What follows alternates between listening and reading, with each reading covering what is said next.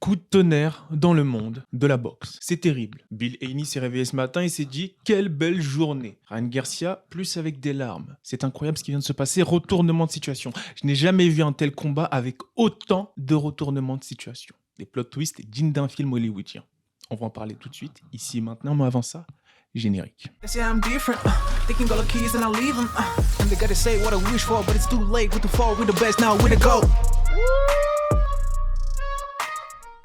Hey yo, bienvenue dans le podcast The GOAT MMA Boxing. Pour celles et ceux qui ne me connaissent pas, moi c'est Sigma, ton consultant boxe favori ici. N'hésite pas à liker, t'abonner pour donner de la force.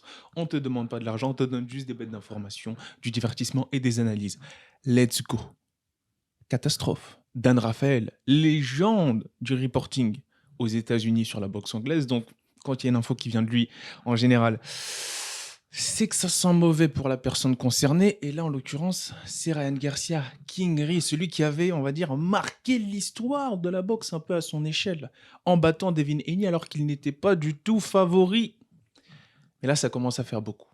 Il y en a qui commençaient déjà dans les barbershop talk à dire qu'il est venu en surpoids. En plus d'être venu en surpoids, maintenant, il y a ça qui vient de sortir. Catastrophique, les gars. Qu'est-ce qu'il a dit, Dan Rafael? Je vais même pas parler de son tweet, hein. J'ai carrément pull-up. Là, on va commenter directement sur mon téléphone l'article qu'il a lâché il y a de ça quelques heures qui a fait l'effet d'une bombe dans le monde de la boxe. C'est que tout le monde reprend, malheureusement. Enfin, heureusement pour un sport plus clean, on va dire, plus propre. En effet, un jour avant le combat, écoutez bien ce que je veux dire là, le déroulé vraiment de ce qui s'est passé est très important. Chaque date, chaque heure, chaque moment. Le 19 avril, donc la veille du combat, il y a eu un test qui a été effectué sur Ryan Garcia et notamment Devin. Il faut savoir que lorsqu'on fait un test d'urine, voilà, on fournit 2 échantillons par test. Donc, un test, 2 échantillons. Retenez bien ça. Dans le premier échantillon qui a été donné par Ryan Garcia, le 19, il est revenu positif pour de l'ostarine. Donc l'ostarine, c'est quoi? C'est un anabolisant, il me semble, donc stéroïde, hein, qui permet de vraiment améliorer la densité musculaire, donc être beaucoup plus massif, beaucoup plus fort musculairement, brûler plus facilement du gras, donc là je suis en train de lire, hein, augmente le stamina et donne à l'athlète cette capacité à mieux récupérer d'efforts très intenses. Ça sent mauvais, Ryan. La Ryan, ça sent très mauvais. L'ostarine. Ok, j'ai envie de te dire, un premier test, allez, pourquoi pas, le jour du combat, juste après le combat, un deuxième prélèvement, donc un deuxième test, est effectué chez les boxeurs. Et là, encore une fois, présence d'ostarine, mais pas que. Mais pas que. Donc c'est là où ça devient assez bizarre, ça devient étrange cette histoire. Dans ce deuxième test, il y aurait eu possiblement, et c'est à confirmer, du 19-norandrostérone. Donc là c'est sombre, hein, j'arrive même pas à le prononcer. Là c'est très sombre. Qui est aussi une substance interdite par la WADA. Donc c'est quoi la WADA? Donc c'est l'agence internationale d'antidopage, voilà, World Anti-Doping Agency. Et là, il faut savoir que c'est mauvais. C'est mauvais pour Ryan. Pourquoi? Parce que Devin Haney commence à dire que ce combat-là, maintenant, à cause de ce qui vient de sortir, à cause de cette info, elle va non seulement entacher la legacy et la victoire de Ryan Garcia, mais elle va permettre aux gens de complètement regarder ce combat-là sous une autre lumière, another light, comme disent Devin. Là, ce n'est plus quelqu'un qui s'est fait complètement détruire par un acteur qui n'avait pas vraiment changé son jeu technique, qui faisait les mêmes erreurs que face à Gervonta Davis, face auquel Devin n'a trouvé aucune solution. Non. Là, maintenant, c'est Devin qui a pu résister sur 12 rounds et à chaque fois revenir après cette fénaque face à un mec qui est en surpoids et chargé de très très bonnes intentions. Complètement chargé à bloc comme une mule. C'est mauvais. C'est mauvais pour le clan Garcia. Faut pas oublier qu'il a parié 2 millions sur lui et qu'il aurait empoché 12 millions. Ça peut aussi le mettre à défaut avec les instances financières qui gèrent cela. Parce que je pense que là-bas, c'est légal de parier sur toi, mais quand tu sais que t'es chargé comme une mule, oula, là, ça la fout mal.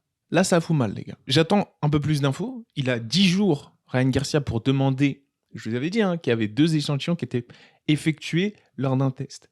Il a 10 jours pour laver son nom et demander l'analyse du deuxième échantillon. Oui, parce que peut-être que dans le premier échantillon, l'ostarine et l'autre truc sombre, ils sont tombés par hasard. Peut-être, on ne sait pas. Peut-être que dans le deuxième échantillon, ils vont revenir complètement clean. En général, vous l'aurez compris que dans tous les cas, la majorité des cas, 99,9% des cas, à chaque fois qu'un boxeur essaie de laver son nom et demander de B-sample, l'échantillon numéro B, enfin le deuxième échantillon, donc c'est-à-dire échantillon A et échantillon B, et ben il revient exactement pareil, similaire au premier échantillon, avec les mêmes substances sombres dedans. C'est compliqué. Et je pense que là, on va voir un peu un truc à la Conor Ben, où on va être dans un flou et pendant plusieurs mois, on va pas voir Ryan Garcia boxer et on va le voir, on va dire, faire appel à des avocats pour essayer de laver son nom, etc., etc., etc. En général, en boxe anglaise, quand ça tombe, la sanction, la sentence est donnée. La sentence est donnée. Malheureusement, il est dopé. J'ai pas envie de m'avancer tout de suite, même si là, ça fait l'effet d'une bombe. Ce qui est bizarre, bien évidemment, vous me direz, mais attendez, s'ils ont reçu l'échantillon A avant le combat et qu'ils ont vu qu'il était dopé, pourquoi est-ce qu'ils l'ont laissé combattre? C'est une des aberrations, des incohérences du sport de combat, notamment en boxe anglaise. On a vu des combats légendaires où il y avait des combattants qui étaient dopés, même à l'UFC, je crois que ça s'est vu. Hein. John Jones face à Cormier, il y a un sample qui est revenu, il était positif, on a laissé l'athlète combattre, on n'a même pas lâché l'info. Une fois qu'il a célébré toute sa victoire, bam! Ça s'est passé comme ça face à John Jones quand il a pleuré. Et oui. Parce que là, on peut lâcher toutes les larmes du monde, mais les résultats ne mentent pas, malheureusement. Devant cet article-là, il y a eu plusieurs réactions qui ont été faites. Hein. Il y a Ryan Garcia qui a dit... Il a fait appel aux Illuminati, les gars. Peut-être que c'est une cabale, on ne sait pas. Il y a des personnes qui essayent de m'attaquer pour je ne sais quelle raison. No weapon against me shall prosper. Ça, c'est une référence à la Bible, encore une fois. Donc là, il ramène encore une fois toute cette fanbase religieuse pour venir le soutenir. Est-ce que c'est les Illuminati? Dites-le moi en commentaire, les gars. Est-ce que vous pensez que c'est les Illuminati qui ont fait qu'ils ont piégé les échantillons de Ryan pour que sa victoire soit complètement illégitime afin que Puff Daddy puisse en rire? Non, je rigole, les gars, on va rester sérieux, même si vous vous souvenez que Devin, grand champion qu'il est, était dans la piscine avec P. Diddy, ça faut pas l'oublier. Mais, pour revenir plus sérieusement au sujet, c'est chaud. C'est chaud, les gars, parce que maintenant, là, on va entendre Bill Haney, pour ceux qui comprennent l'anglais, s'exprimer pendant des mois et des semaines pour relaver le nom de son fils, Devin. Et là, pour le coup, les étoiles semblent s'aligner parfaitement pour le clan Haney dans une situation dans laquelle on pensait que c'était le scénario catastrophe. Mais non, il conserve sa ceinture et cette fois-ci, c'est complètement légitime qu'il conserve sa ceinture face à un combattant qui est supposément dopé. Donc pour le coup, cette situation-là arrive comme une aubaine pour le champion Devin, qui cette fois-ci mérite son nom. Parce que moi, là, si vous me demandez mon avis personnel, là, le combat, je le vois complètement différemment. Alors oui, certes, le crochet gauche, il n'a pas du tout su le neutraliser. Mais quand on regarde un Gervonta Tank Davis qui a affronté dans la catégorie d'en dessous un Ryan Garcia qui n'avait pas le droit de se réhydrater, en opposition à un Devin qui affronte un Ryan Garcia en surpoids et en plus de ça supposément chargé, ah ouais. C'est pour ça qu'on n'a pas entendu Gervonta Davis parler ces derniers jours-là, ces dernières heures, suite à cette info. Parce que les gens vont clairement aller dans le sens de Devin et se dire « Ouh, là, pour le coup, on a des armes. » Les détracteurs de Ryan et on va dire les partisans de Devin ont vraiment des arguments, malheureusement, surtout les partisans de Devin, pour complètement annuler, rendre complètement illégitime cette victoire de Ryan Garcia. On a vu qu'il était vraiment sur toutes les salles de concert, il a vraiment profité à fond, directement quelques heures après, il était dans l'un des plus gros podcasts aux États-Unis, PBD Podcast, Patrick Bedaïd Podcast, juste après sa victoire pour célébrer. On dirait qu'il savait quelque chose. On dirait qu'il savait qu'il fallait qu'il célèbre rapidement cette victoire avant que la sentence tombe. Je ne sais pas, dites-moi en commentaire, les gars. Dites-moi en commentaire, mais j'ai l'impression j'ai envie d'avoir plus d'éclaircissements sur la situation. On va voir dans les prochaines heures, je vous tiendrai au courant. Il y a plusieurs interviews de cracks de la boxe, très gros cracks, potentiel futur champion du monde français qui arrive là tout de suite aujourd'hui, normalement dans les prochaines heures sur la chaîne. On a parlé de ça, vous verrez, mais je mettrai un petit texte parce qu'on a parlé de Ryan Garcia, mais on n'avait pas cette info qui vient de sortir, cette breaking news. Du coup, je mettrai une petite astérix. Et vous verrez que ça change tout. Vous verrez que ça change tout. L'un des champions notamment, avec lequel j'ai pu parler. Allez, je vous spoil. Il y a Bakary Samake. Bakary Samake, on a pu parler avec lui, notamment de ce combat-là. Regardez comment on voyait le combat avant que cette news tombe. On voyait vraiment Devin comme quelqu'un qui s'était complètement laissé fait déborder. Mais quand tu regardes la situation, mais c'est effrayant. Un Ryan Garcia en surpoids, complètement surpoids, plus de 72 kilos, et en plus de ça, chargé, qui est extrêmement rapide. Je sais pas, c'est pour les boxeurs qui regardent, amateurs ou pros, qui regardent ce podcast, ça vous est déjà arrivé en sparring de tomber face à un mec qui est beaucoup plus lourd que vous, genre je parle de vraiment 30 kilos, qui est genre en limite poids lourd léger, vous tournez avec lui, en plus d'être plus lourd que vous, il est extrêmement rapide et extrêmement agile. c'est le pire match-up. Tu as l'impression que tu n'arrives pas à briser son armure. Et à chaque fois qu'il te touche, tu sens vraiment une puissance, une différence de frappe. Et là, j'exagère un peu, mais j'avais vraiment l'impression qu'il était face à ça, Devin Haney. Il était face à une personne, il n'arrivait pas à briser son armure. À chaque fois que Ryan touchait, ça cassait. C'est terrible. Et là, maintenant, je commence à me dire, ah, mais à aucun moment, je me suis imaginé qu'il était dopé. Mais là, ça commence comme une révélation. Mais en fait, c'était sous nos yeux. À chaque fois qu'il touche, parce que, regardez, Ryan Garcia, pardon, oui, il s'est fait toucher d'entrée. Devin l'a touché avec un crochet lourd dans les débuts de round. Il a fait quoi? Ah, il a serré les dents et il a froncé les sourcils. Wow. Je veux bien que Devin Haney, on l'appelle pillow fist, point de coussin. Mais là, le crochet avec lequel il l'a touché, c'est minimum un down, les gars. Minimum un down, il était parfaitement timé. Je me dis, bizarre, l'une des propriétés de l'Ostarine qui te permet de résister à des coups, des efforts plus intenses. On ne sait pas. Peut-être que je m'avance un peu trop. Là, c'est vraiment une réaction à chaud. Mettez-moi en commentaire ce que vous en pensez. Mais c'est chaud, les gars. C'est très, très, très, très, très, très chaud ce qui est en train de se passer. Bien sûr, Ryan Garcia a dit que je n'ai jamais pris de stéroïdes de toute ma vie. Je ne sais même pas où est-ce qu'on s'en procure. Je ne prends même pas des suppléments alimentaires. Donc, voilà. Ce sont des mensonges. Je lui ai botté le cul. Barrez-vous d'ici. Voilà, il a lâché ça dans une vidéo sur les réseaux sociaux.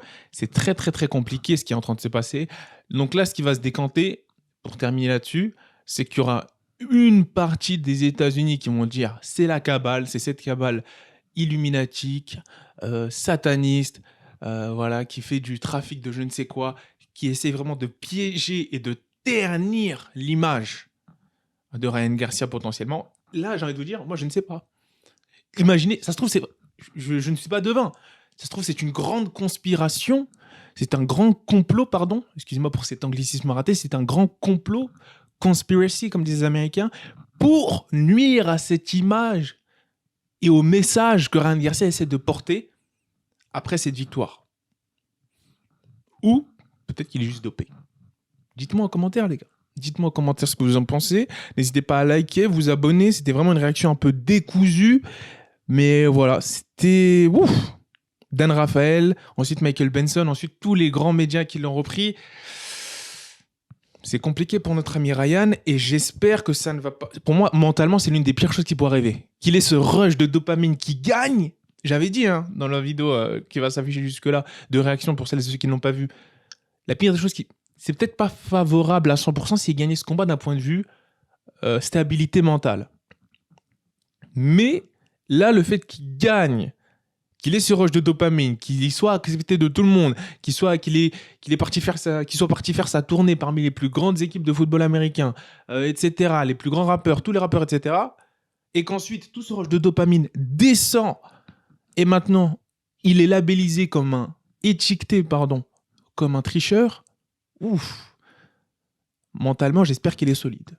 Parce que là, il y a une grande bataille juridique qui va vraiment s'enclencher avec tout l'argent qu'il a potentiellement engrangé. Il y a les Haney qui vont demander des dédommagements assez conséquents parce que les Haney, ils ont des thunes, ils ont des avocats, ils ont dit regardez le visage de Devin après le combat. Et moi, j'étais complètement déboussolé. Et là, je commence à me dire, mais c'est vrai que ça commence peut-être à faire sens. Un Ryan Garcia dopé, enfin, même pas un Ryan Garcia, un boxeur dopé qui défigure un autre boxeur comme ça, en général, c'est qu'il y a des traces de choses pas nettes. Face à un boxeur qui est censé être défensivement l'un des plus, on va dire, carrés techniquement. Même si on sait qu'on a vu certaines... Ce combat-là, il a laissé paraître de nombreuses failles. On a vu, je vous l'avais dit, ça j'en avais parlé, le fait qu'il envoie son jab avec la main qui baisse en protection. Voilà. Mais ça justifie pas tout, pardon. Ça justifie pas de se faire knockdown pendant les 12 rounds. Enfin bref, c'était complètement fou. Je vais m'étaler, je vais pas m'arrêter si je ne clôture pas cette vidéo. Il y a les interviews qui arrivent cette semaine, et notamment aujourd'hui après cette vidéo réaction. Donc n'hésitez pas à liker, commenter, partager, à donner votre avis en commentaire. Est-ce que vous pensez que cette news de Dan Rafael, et qui tient de plus en plus officiel au fur et à mesure qu'on avance dans le temps, j'en ai peur, va complètement décrédibiliser la victoire et peut-être la carrière d'Arian Garcia, ou pas du tout, et légitimer le fait que Devin Haney soit toujours champion. Là, pour moi, les événements vont très très bien dans le sens des Haney. Qui était resté lui. Devin qui était resté presque silencieux jusqu'alors. Sur ce les gars, je vous dis le mot de la fin. Portez-vous bien. Way to go!